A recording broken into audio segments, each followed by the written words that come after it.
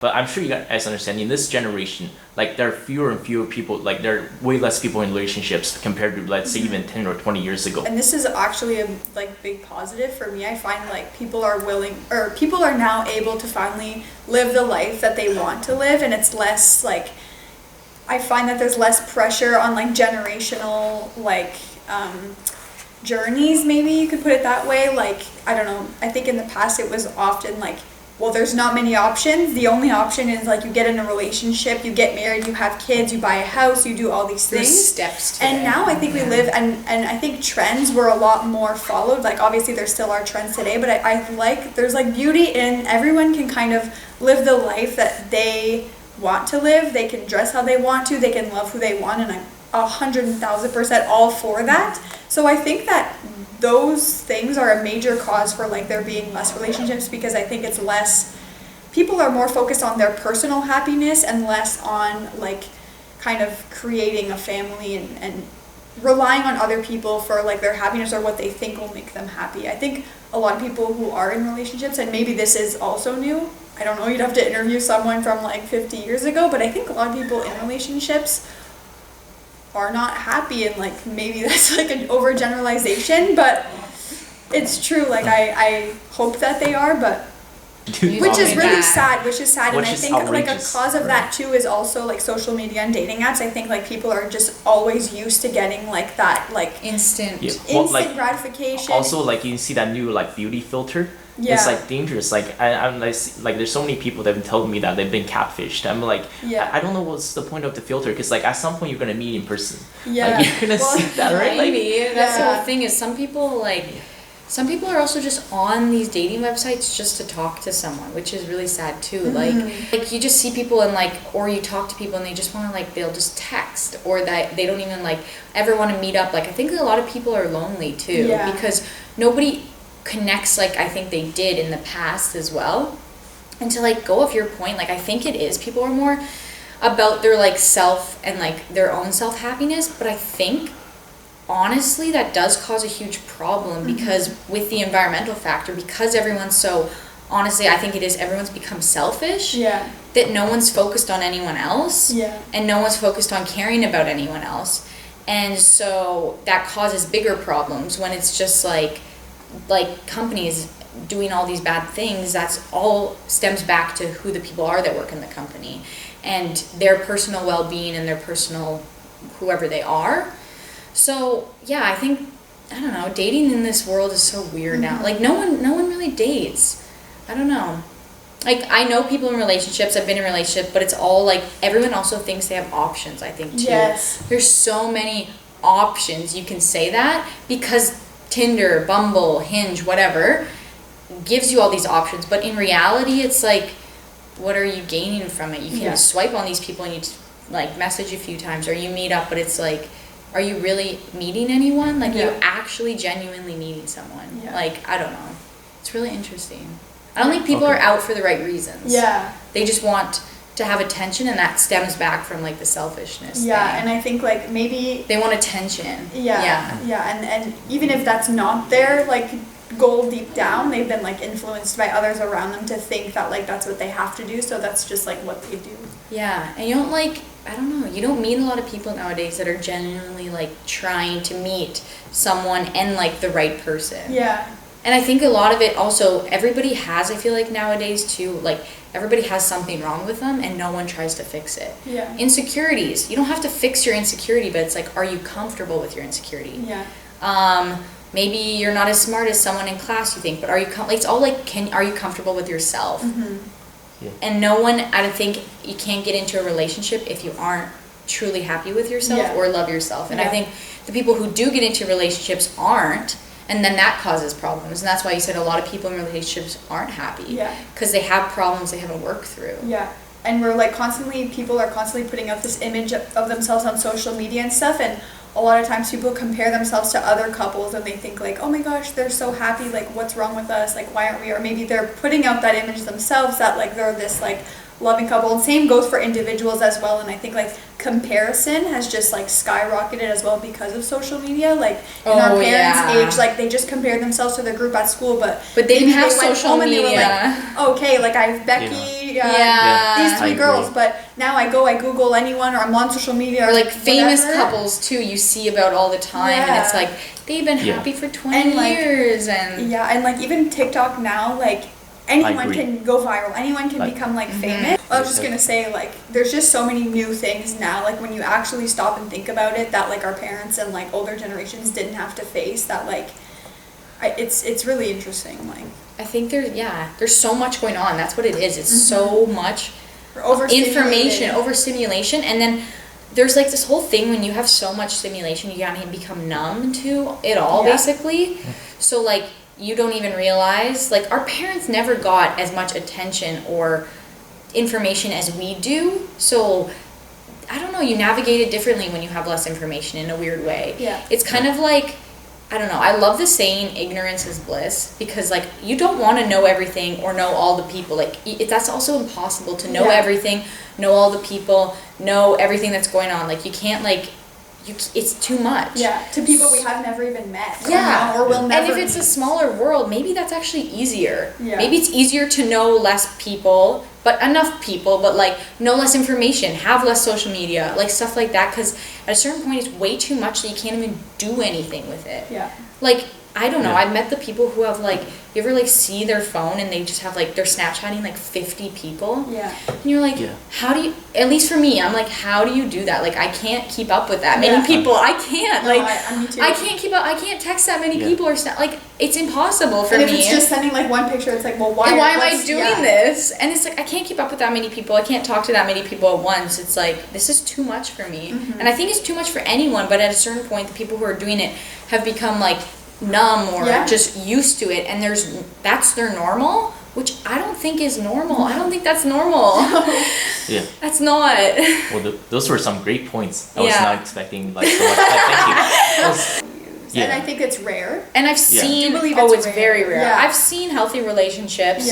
Oh, I totally agree. Like with Gordon Ramsay, I think I totally admire, like, I totally admire him. I think certain people are in very healthy relationships, and I've seen it. My parents have been married 25 years. Me too. 25 years, actually, in a few days. And so exciting. Very exciting. And I definitely know they're in love, and I can see it. And seeing what I see in them and then comparing it to other relationships, I think you can tell who is in love and who's not. And it's really crazy how obvious some of them are, and that people don't even see it too. Like, and then I have a lot of my roommates are in relationships, and I can tell a lot of them are in love, and it's crazy. I'm like, that's real love.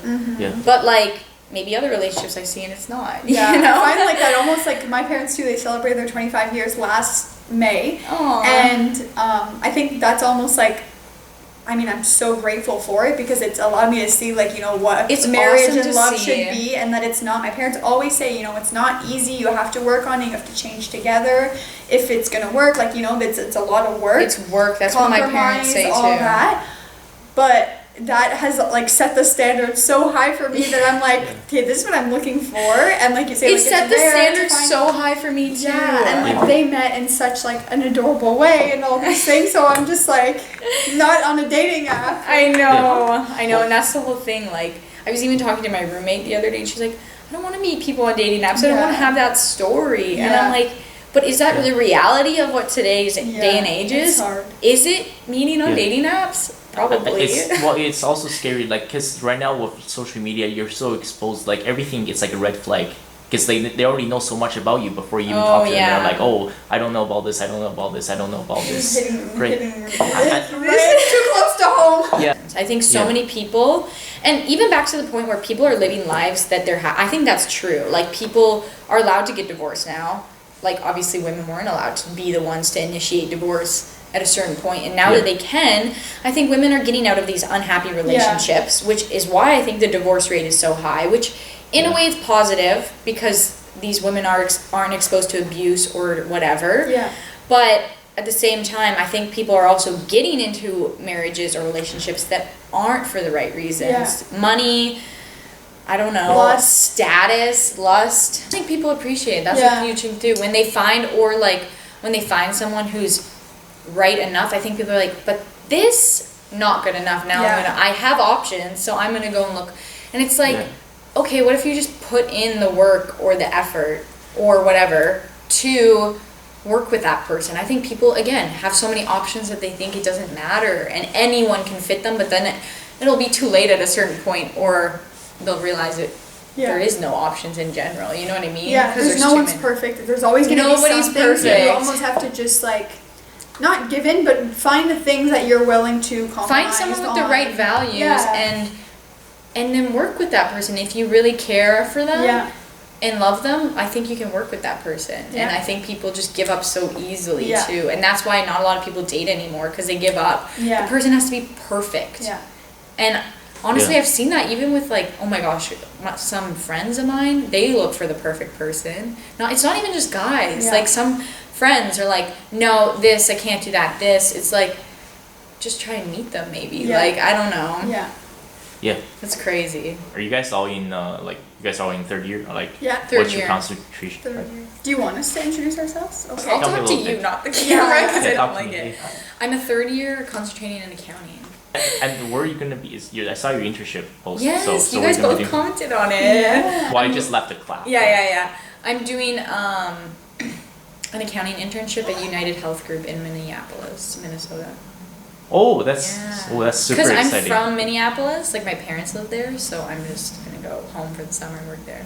It's the internship I wanted, so I'm really excited. Yeah, you mentioned that last week. You said you're from Kenora and like, crazy stuff you see there. Where are you from, Jade? I'm from a small town just outside of Ottawa called Embrun. It's where is that? It's very like small. like Empire? Yep, Embrun. You know that? Wait, are you pronouncing it the French way? Embrun. That's the French way. Yeah. Well, yeah, the right way. Yeah. Okay. How many languages do you guys speak? I just speak English and French. I speak English and I can understand French. I did French immersion growing up, but my speaking is not good anymore. But I can understand it completely. Yeah. Let's see. Yeah, it's very hard to become fluent. I totally agree. When you don't speak it too. Yeah, but I've been trying to improve, and and the thing is, when you look up like materials, when you try to study it, most of it's based on like French. Yeah. And from France. Yeah, and it's very different. Well, I learned Parisian French in high school, so that helped. But when I was but it was hard to switch because in elementary school when I lived in Canada, it was obviously Quebec French. Yeah. Right now, just in general, do you think for this generation, like things are so much harder versus the previous? Yes, I think so. I think things are harder depending on your circumstance, but first of all, like just living is more expensive than when our parents were our age. School's more expensive. I know people say with inflation and everything, but even relative to inflation, everything's just more expensive, and it's just kind of not fair, I would say. Not that it really matters, it depends on your situation. Like some people get grants or scholarships or whatever, but it's definitely more expensive. You also have to have more education to get the same exact jobs as our parents. Like my parents, the jobs that they do, their education level versus the education level now that you have to have for that job is so different. Mm-hmm. It's like an extra 3 years basically, which is so unfair because you can still, like, I don't know, it's just like the money you spend and the time you spend is just I totally agree. Well, even the teachers' college, like 5 years ago, it was 1 year. Now it's 2 years. Yeah. They just ramped it up. Yeah, and if I could add to that, one thing that I find is like incredibly different now than any of the past generations is the access that we have to any information. Like we can get basically any access to any information or anything at the tip of our fingers on our phones, on like Google, and now even like with like Chat GPT being introduced. The tools that we have access to are almost creating like a sense of like someone else or something else can always like do better, so it's hard for us to like do enough almost. Like the job industry is very competitive, like service industry is lacking, like we need people, but for like the corporate world and in business I find like it's very, very competitive because people can basically learn new competencies and do everything like on their computer. So you have people that are just like stacked full of experience and knowledge and all these things. And if you don't reach that level, then you're a step behind. So I think like you always feel like you're a step behind. Yeah. So much. Yeah, it's like you can never be enough because there's always more you can learn at the tip of your fingers. And it's like, well, we don't often think of it like that. Like, why would you do that? But it's true. Like, yeah. And like even like the advice that people give you is like, oh, just like try and get as many skills as you can, but it's like, with what time? Yeah. Like we're in university, that takes amount of time. Then it's like, well, now we also have to plan on getting jobs for the summer. That takes a huge chunk of our time. And then it's like, I hear from people too, like people always say like develop like computer science skills because that's helpful to any job. And it's like, well, I don't have time to do all these things, but you want to, because then you're a good like advantage when you're applying to jobs, but it's also like, how can you do it all, basically? And like jobs that I've applied to just for the summer, like internships that literally have student or like entry level in the title. Like I think I mentioned this to you earlier, like the requirements are like 2 to 3 years in a related field of experience, and like experience on all these like databases and doing all these things. And it's like, well, how does that add up? Like, how does that make sense? Like, I'm a student, I'm willing to learn, I'm ambitious, I'm a quick learner, but I need 3 years of experience in this field. Like, that just doesn't make sense. How do we even get that experience when we can't even get the first job? Basically, every job wants you to have experience, unless you start at literally like as an assistant or like something that's so low and work your way up. It's crazy. It's crazy. I think, also the number one issue, I think in a way, I don't know how that's allowed, like the internship, I don't know if you're getting paid, I really hope you are. I am getting paid. Because like my sister, she did it was mandatory for a master's, you have to do like a semester of internship, like unpaid, in downtown Toronto. That's the issue. Well, same thing, like, for example, if you're trying to get your lawyers, like your bar license or whatever, like after you graduate, like 4 years undergrad, right, and then go to law school, another 4 years, then you have to study for like, you have to be intern for a year, which means not getting paid. You have to be like, work for someone as their assistant without getting paid. An apprentice, right? While studying for your like your law exam, which is extremely difficult. Now what's scary is that like right now this ChatGPT 4, it can pass like the bar exam. It's very scary. Well, I think what's gonna happen is, like, for example, in the next couple, so many students at Carleton, like they've told me in person, they're like, bro, like I don't even give a shit about like school or papers. I just use ChatGPT. They're like, write me a 2,000 word essay, and I see it and it just pops up, and it's very, very concerning because there's gonna come a time where people are gonna update the software, like turn it in and whatever, and there's gonna come a time where like 20,000 students are gonna get caught at the same time. And it's bad. It's like, it'll probably be like a big scandal or something at like, honestly, every school, everyone uses it. There's gonna be a huge thing because it's the same thing. I hear so many people say, oh, I used it for this and this and this. Even like people use it for like cover letters and like literally everything at this point. It's crazy. I actually have a final report this semester in my marketing research class where the professor wants us to use ChatGPT and then fact check it and like find our own sources like externally to like verify it and back it up and make sure that the information's relevant. So I think that's interesting. I don't think that's something that's going to last forever because then you're still pulling the majority of your assignment from like AI, which is like a bit concerning. But I like the fact that he's like recognizes that it's a reality and is challenging us to kind of like fact check it and make sure that it's like relevant. And so maybe that'll be an eye opener for if this is actually like can be implemented.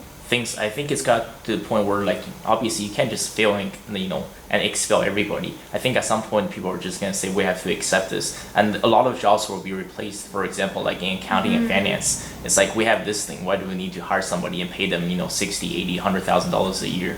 You've seen accounting jobs will be taken. No, I don't think so. You don't think so? Hopefully not. I don't think so. It's not that smart. I feel like there's certain things where like, because I've used ChatGPT, everyone's tried it out, and you'll like put in like, say like you just put in like I don't know, like a little like write this. They write it, but it's very general. That's the one downside with it because they can't be specific. They can't talk about experience. They can't grab numbers. That's the whole thing. Like say it was accounting or finance. I don't think they can grab numbers from all these different places and put them together and compile something. Unless it was like a small little like balance sheet. There's limits to it, like even not with numbers. Like I was playing around with it for something like not an assignment that I was submitting, but just like for content to include in like games. It's so fun to play around with. Yeah, like I was asking it to write like riddles that like hinted to certain things or like give certain answers or like and sometimes it was limitations. It'd be like, oh, like I don't understand what you're asking for, so I did see that. Yeah, it's the whole thing because they don't have experience. Like they're not a real. It's not a real person, so they also can't like figure that out or make a joke. You know what I mean? Like, where do you see the world going? Like, what's your biggest concern? What's your biggest fear? My biggest concern actually has nothing to do with what we've talked about. My biggest concern has to do with like the environment, because I think it's something that we are like way far into, like kind of the point of no return. So it's scary, but I think the world is not necessarily, like society isn't like ready to like accept it, or like I think people with a lot of money aren't ready to kind of give up what their fortune to kind of help the climate, because it's not going to be in their lifetime. But I am worried, like I want to have children one day, like I'm worried like what's their future going to be like.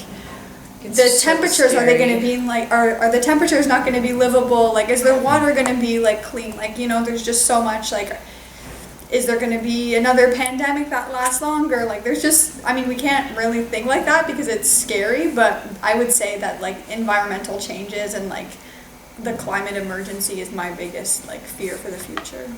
It's the same. I was going to say the same. So I used to be in environmental science when I first came to Carleton. Okay. So that's obviously I have a passion for environmental science and in the environment, but I just didn't know where I would go career-wise with that. So then when I came into business, I thought I could do something with them together. So once I got into accounting, I learned about this thing called like green accounting.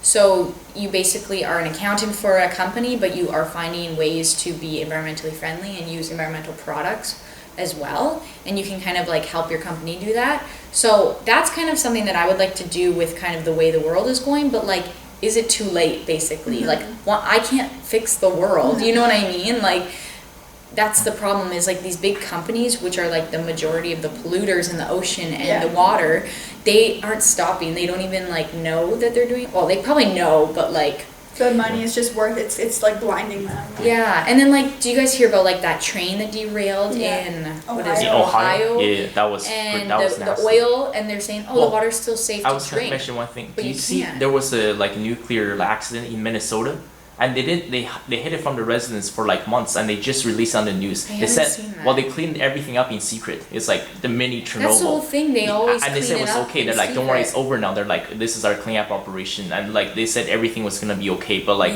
it's very scary when you're dealing with radioactive waste. And then like the Willow Project and everything like that that's coming. I saw that. In Alaska. That's scary. And it's like, what the heck is going on? Like, no one's basically concerned for even like 10 years, it feels like, which is like when we're gonna start having families and kids, and it's like, what do we do at that point?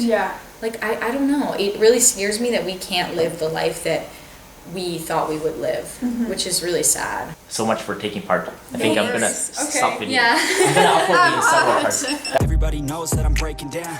Everybody knows I ain't faking now. Everybody knows my heart's vacant now.